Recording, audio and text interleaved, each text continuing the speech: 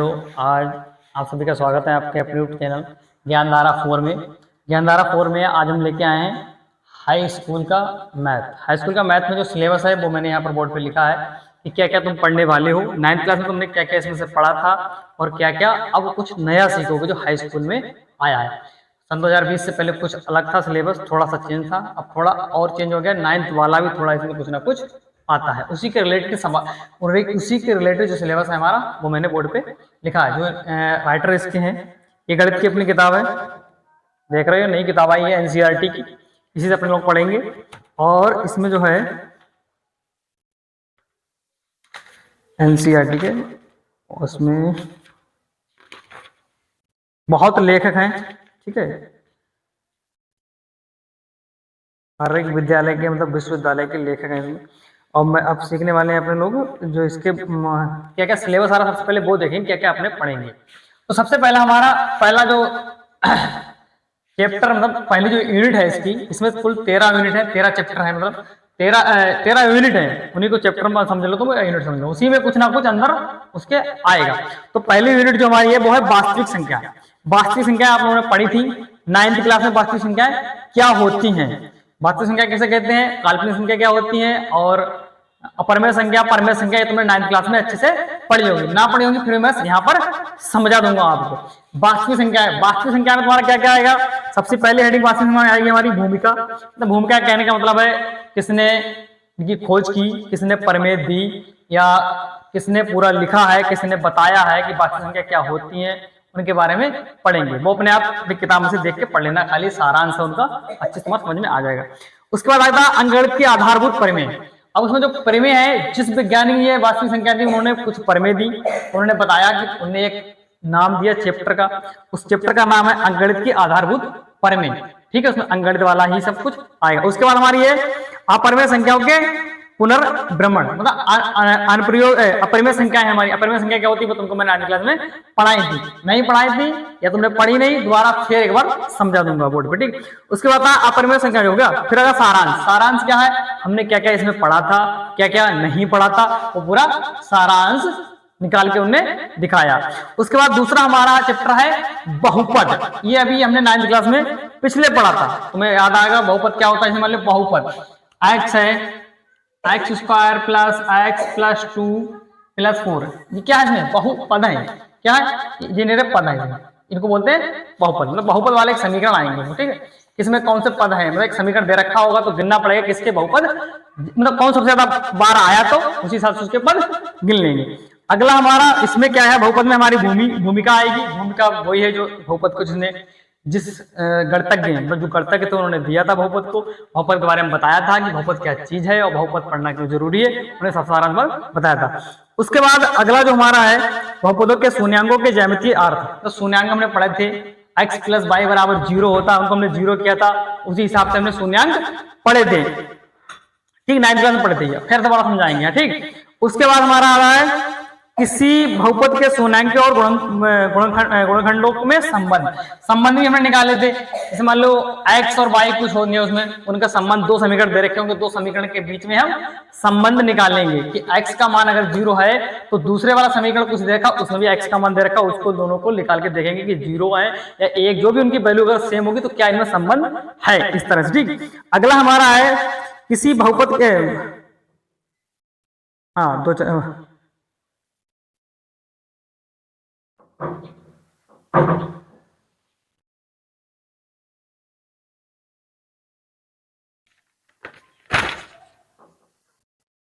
बहुपद के शून्यांक हो गए, किसी बहुपद के शून्यांक संबंध हो गए, ठीक। फिर सारांश उनका निचोड़, मतलब उन्होंने क्या क्या पढ़ाया था बहुपद में, हमने क्या क्या पढ़ा था, बहुपद किसे बोलते हैं ये भी पढ़ा था उसमें, और बहुपद को सरल कैसे करते हैं, बहुपद का कैसे मान निकालते हैं, उसी के बारे में उन्होंने सारांश नीचे दे रखा। उसके बाद हमारा तीसरा चैप्टर यूनिट है वो है 2 चर वाले रैखिक समीकरण। अब 2 चर वाले रैखिक समीकरण, चर और अचर, यहाँ पर बात आती है चर और अचर किसे कहते हैं। हमने ये 9th क्लास में बताया था कि चर और अचर कैसे कहते हैं।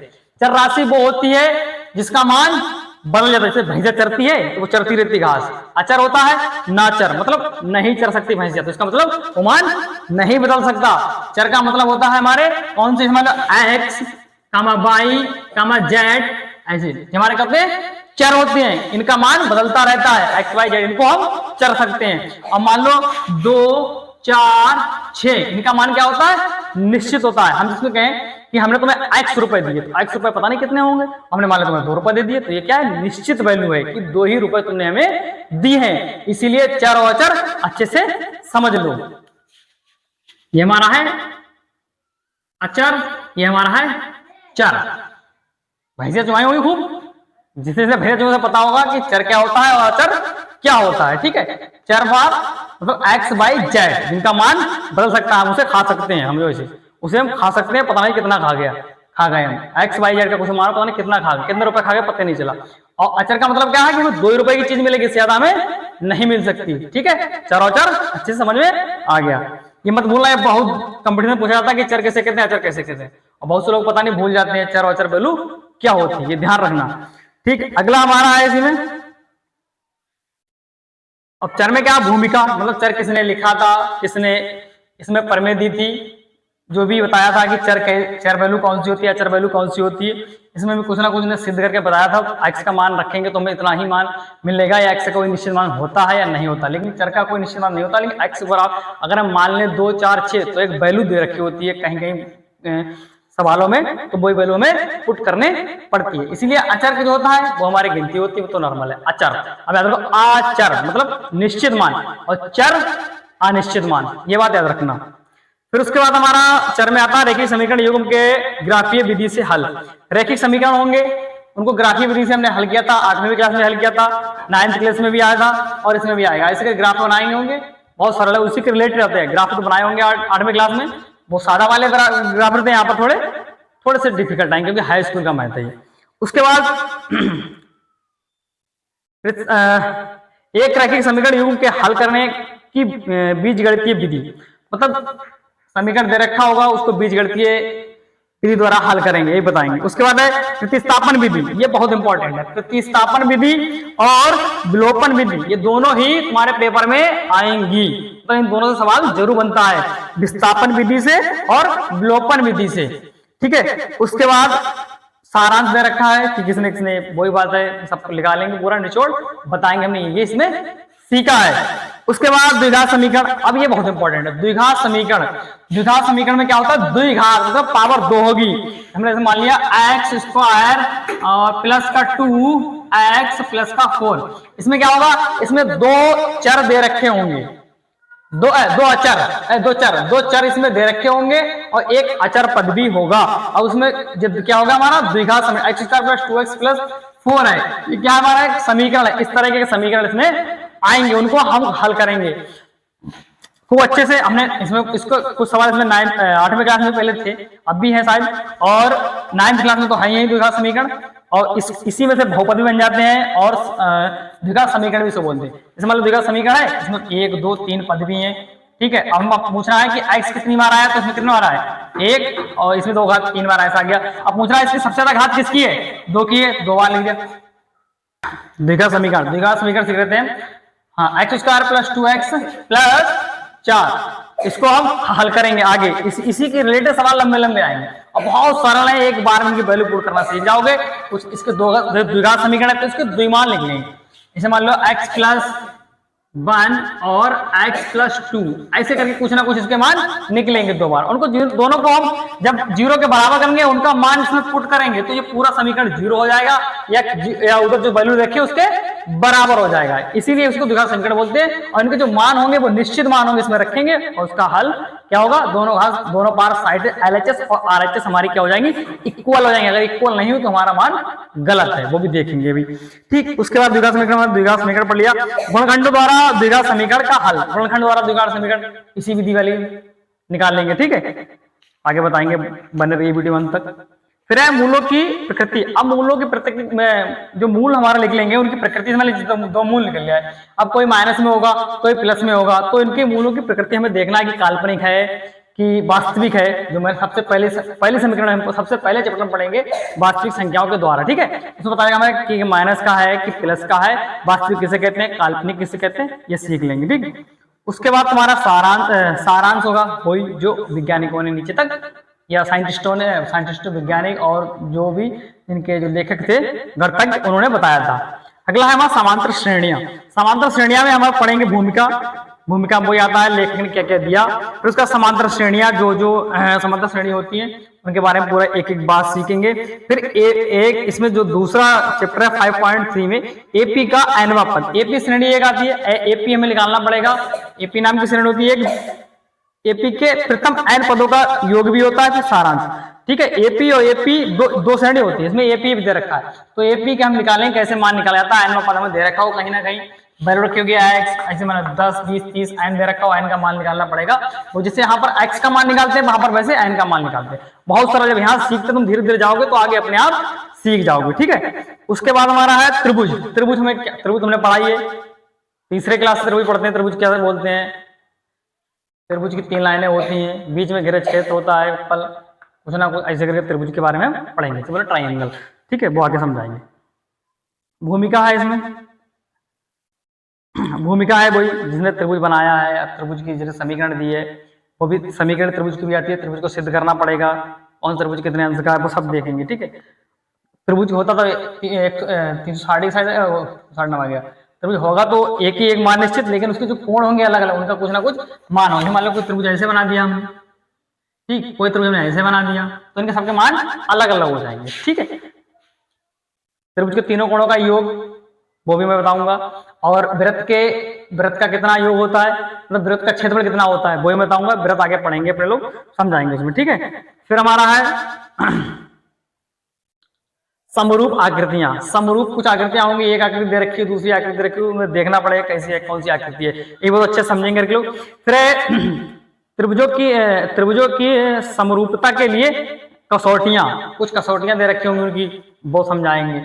एक बार याद रखना, जो भी चैप्टर पढ़ो, से मान लो हम कह दें यहाँ ये सवाल दे रखा है x² + 2x + 6, हम पूछे तुम पहले x² + 2x + 6 क्या है, ये द्विघात समीकरण है, लेकिन ये कौन से चैप्टर का है तुम कह दोगे तुम बहुपद का है या द्विघात समीकरण का है। ठीक, तो अगर ये तुम सवाल पहचाना सीख गए तो वहां से क्या मिलेगा कि तुम पहले से ही 50% सवाल तुम्हें आता है। तुम अगर ये पहचान के कहा कि ये सवाल का है, मान लो sin x, हम कहते हैं integration sin x ² x dx है। ठीक है, ये सवाल किसका है, इंटीग्रेशन का सवाल है, तो हम समझ जाएंगे हाँ ये हमारा समाकलन या अवकलन समीकरण से आया है, कैलकुलेशन से आया है, इस तरह से। तो हमें पता जाएगा कौन सा सवाल कहाँ से आया है, कौन सा चैप्टर है, तो उससे हमारा सवाल कुछ ना कुछ पहले से ही हमारे दिमाग में उसकी वैल्यू फीड होने लगेगी। तो चैप्टर का नाम भी याद रखिए और ये पहचानने की कोशिश करिए कौन से चैप्टर से है। अगर तुम पहचानना सीख गए तो बहुत जल्दी सवाल लगेंगे अपने आप। इसे कहते हैं बेसिक मैथ। क्या है, गुणा भाग, आखिर में कितना भी लंबा सवाल हो उसमें गुणा भाग ही रहता है, 1 + 2 + 1/4, इस तरह के सवाल आखिर में जे ही वैल्यू बचती है, या मतलब 1/2 या भाग 2/3 ऐसी ही वैल्यू बचती है, या -4 -2 ऐसे करके वैल्यू बचती है। कितना भी लंबा सवाल हो सब में जे आखिर में आएगा। किसी का क्षेत्रफल निकालना तब भी वैल्यू आएगी कुछ ना कुछ में, इसलिए गुणा भाग खूब अच्छे से आनी चाहिए। ठीक है, त्रिभुज के समीकरण हो गए। फिर सारांश का है, निर्देशांक ज्यामिति है, निर्देशांक ज्यामिति पढ़ाएंगे, उसमें भूमिका है, दूरी सूत्र ने पढ़ा है ना, 8 में पढ़ा, 8 में पढ़ा है अच्छे से, वो भी सिखाएंगे। ठीक है, विभाजन सूत्र भी तुम बताएंगे। फिर सारांश, फिर त्रिकोणमितीय की परिचय, त्रिकोणमितीय के परिचय में आएगा त्रिकोणमितीय का अनुपात, कुछ विशिष्ट कोणों के त्रिकोणमितीय अनुपात, त्रिकोणमितीय सर्वसमीकाएं हम समझाएंगे, सारांश। फिर त्रिकोणमिति के कुछ अनुप्रयोग, चैप्टर नंबर 9, त्रिकोणमिति के कुछ अनुप्रयोग, त्रिकोणमिति कहाँ कहाँ प्रयोग की, कहाँ ना प्रयोग, कुछ वैज्ञानिक थे उन्होंने कुछ अलग बताया, कुछ वैज्ञानिक अलग बताया, या जो गणितज्ञ थे उन्होंने कुछ अलग बताया, तो उनके बारे में कुछ सीखेंगे। ये बात कन्फ्यूजन मत होना कि वैज्ञानिक ने बताया कि गणितज्ञ ने बताया। ठीक है, ये बात तुम कन्फ्यूज मत होना। ठीक है, गणितज्ञ होंगे वो अगर मान गणितज्ञ तो वैज्ञानिक नाम देंगे, हम तुम थोड़ी सब लोग खोज कर लेंगे, तो इसके बाद कन्फ्यूजन मत होना। ठीक है, क्योंकि वैज्ञानिक कौन होते हैं, गणितज्ञ कौन होते हैं। ठीक, आगे हमारा है वृत्त। ठीक है, वृत्त में भूमिका है, वृत्त की स्पर्श रेखाएं हैं, एक बिंदु से एक वृत्त पर स्पर्श रेखाओं की संख्या। मैंने बताया था अभी हम यहाँ पर त्रिभुज पढ़ रहे थे, तो मैंने बताया वृत्त भी आ गया। वृत्त में क्या होगा, वृत्त में परिधि होगी। ठीक, वृत्त का क्षेत्रफल कैसे निकालेंगे, और वृत्त का सर्कल पूरा जो होगा वो निकालेंगे, उस सीखेंगे, उससे रिलेटेड बहुत सवाल होंगे। ठीक है, उसका वृत्त की स्पर्श रेखा, जैसे वृत्त मान लीजिए ऐसे वृत्त है, इसकी स्पर्श रेखा कुछ होगी, इसमें एक व्यास होगा, इसमें एक जीवा होगी, सब चीज अलग अलग होगी, सबका मान सीखेंगे अपने लोग। उसके बाद हमारा आता है एक बिंदु से हो गया, सारांश में आएगा, वृत्त के बारे में कुछ पढ़ने को मिलेगा। पृष्ठीय क्षेत्रफल और आयतन, आयतन में निकालेंगे, पृष्ठीय क्षेत्रफल कुछ होता है उसके बारे में बताएंगे, जैसे त्रिभुज का क्षेत्रफल या वृत्त का क्षेत्रफल, इसके बारे में हम सीखेंगे, ठीक है। फिर हमारा आता है जो वृत्त से संबंधित क्षेत्रफल, वृत्तों से संबंधित क्षेत्रफल, वृत्त के अंदर जो क्षेत्रफल होगा बताता है, वृत्त से संबंधित क्षेत्रफल तुरंत, क्षेत्रफल इसमें कुछ निकलेगा, इसका कुछ मान दे रखा होगा या आधे वृत्त का मान दे रखा, तो पूरे वृत्त का मान निकालना होगा, या कुछ ना कुछ में कोण बने होंगे, उस हिसाब से मान आएंगे। फिर हमारा आता है पृष्ठीय क्षेत्रफल और आयतन, आयतन निकालना सीखेंगे हम, पृष्ठीय क्षेत्रफल निकालना सीखेंगे, इसमें भूमिका ठोसों के संयोजन, पृष्ठीय क्षेत्रफल निकालेंगे, ठोसों के संयोजन का आयतन निकालेंगे, सारांश सांख्यिकी, हमारा सांख्यिकी में भूमिका है वर्गीकृत आंकड़ों के माध्यिका हम बताएंगे। मान लो किसी ने अगर मान लो औसत जो है औसत दूरी औसत वाले सवाल आते हैं वैसे ही बिल्कुल, किसी ने अगर 10 ओवर में 10 मैच में 500 रन मारे हैं तो उनका औसत क्या है, ऐसे निकालेंगे, ठीक है, वो भी सिखाएंगे, बहुत मजा आएगा पढ़ते हुए। फिर हमारा सांख्यिकी हो गया, हाँ सांख्यिकी, वर्गीकरण आंकड़ों के मध्यम, वर्गीकरण आंकड़ों का बहुलक निकालेंगे, कौन सबसे ज्यादा बार आया है, ठीक है, कौन सा सबसे ज्यादा है, ऐसे करके निकालेंगे, ठीक, सारांश इसमें हो गया। फिर इसके बाद हमारी प्रायिकता ये हमारी पहले इंटर क्लास में आती थी और फर्स्ट ईयर में थी, अब ये हाई स्कूल में भी कर दी है प्रायिकता 2020 से, ठीक है, पहले ये नहीं थी। तो प्रायिकता का मतलब होता है प्रोबेबिलिटी का मतलब होता है, जैसे मान लो हमारे पास दो सिक्के हैं, जिसमें बहुत लोग कंफ्यूज रहते हैं कि प्रोबेबिलिटी कैसे पढ़ते हैं। हमारे पास दो सिक्के हैं, सिक्के में अधिकतर होता है टेल कामा हेड, दो तो कंडीशन होती है, टेल हेड, सन और सिक्का, दो ही कंडीशन होती है। अब प्रायिकता का अगर कोई पूछे कि हाँ कि तुमने सिक्का मान लो उछाला, उसमें हेड कितनी बार आएगा, टेल कितनी बार आएगा, हेड कितनी बार आएगा, ये क्या होती है, एक प्रायिकता होती है, इसकी निकालें कैसे निकालें। तो सिक्का उछालोगे तो दो ही पलट आएंगे, या तो हेड आएगा या तो टेल आएगा, तो तीसरा तो आएगा नहीं आएगा। तो अगर हाँ कुछ लोग कहेंगे हम उछालते वो खड़ा हो जाता है, तुम गलत जगह उछालो तभी तो खड़ा हो जाएगा, सीधी जगह उछालो खड़ा नहीं होगा, तो उसमें दो ही कंडीशन होती है, हेड या टेल। तो इसकी प्रायिकता कितनी हुई, 50%। 50% कैसे लिखेंगे, 1/2। तो किसी चीज की होने या ना होने की प्रायिकता कितनी होती है, 1/2, समझ गए, किसी चीज की होने या ना होने की प्रायिकता कितनी होती है, 1/2। ये प्रायिकता अच्छे से याद रखना। इसमें सवाल आएंगे कुछ चीजें, मान लो हमारे पासा दे रखा होगा, पासा में कितने होते हैं, पासा में कितने होते हैं, 6 होते हैं, 6 होते हैं, 1 2 होते हैं, फिर 4 होते हैं, 5 होते हैं, 6 तक गिनती होती है इस पासा में, ठीक, इस तरह सवाल दे रखे होंगे उसमें, ठीक। और ये हमारा लास्ट चैप्टर से प्रायिकता ही है, प्रायिकता ही चैप्टर हमारा संबंधित होता है, आप फर्स्ट में पढ़ोगे जब संबंध और फलन में जब हमारा होगा तो उसी से रिलेटेड ये चैप्टर है, जब इसमें लास्ट समाप्त होगा और उधर हमारा संबंध फलन शुरू होगा, ठीक है। और फिर प्रायिकता तुमको इंटर में पढ़ने को मिलेगी आराम से, बहुत समझ है, कुछ ना कुछ सीखो, फिर उसके बाद आगे तुमको सीखने को मिल जाएगा। Thank you watching your time, पूरी वीडियो देखिए और वीडियो को लाइक कीजिए और चैनल को सब्सक्राइब कर लीजिए। कल से हम आपको पहला चैप्टर पढ़ाएंगे, वास्तविक संख्या कैसे कहते हैं। ओके।